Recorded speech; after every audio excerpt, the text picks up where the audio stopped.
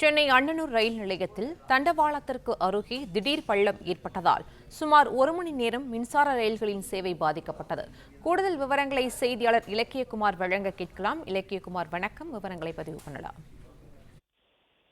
ஆவடி அடுத்த அண்ணனூர் ரயில் நிலையம் வழியாக அயப்பாக்கம் பகுதிக்கு உயர்மின் கோபுர இணைப்பு பணிகள் நடைபெற்று வருகிறது. தண்டவாளத்தை ஒட்டி பணிகள் நடைபெற்று முடிந்த நிலையில் திடீரென தண்டவாளத்தை ஒட்டி பள்ளம் ஏற்பட்டது.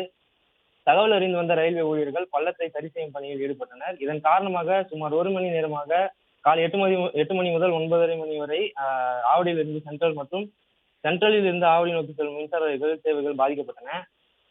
மேலும் மின்சார ரயில்கள் விரைவு ரயில் பாதையில் இயக்கப்பட்டன. இந்த ரயில்கள் விரைவில் நிற்கும் நடைமேடை இல்லாத பட்டாபிராம், இந்து கல்லூரி, அண்ணனூர் உள்ளிட்ட ரயில் நிலையங்களில் நிற்காமல் சென்றது.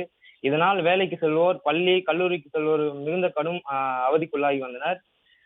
ரயில்வே ஊழியர்கள் துரிதமாக சரி செய்த பின் இயல்பு நிலைக்கு ரயில் சேவைகள் திரும்பின. மேலும் காலை 8 மணி அளவிலே நடைபெற்ற இந்த பாதிப்பு காரணமாக போக்குவரத்து பாதிப்பு ஏற்படுவதன் காரணமாக பள்ளி, கல்லூரி செல்வோர் மிகுந்த அவதிக்குள்ளாகி வந்தனர்.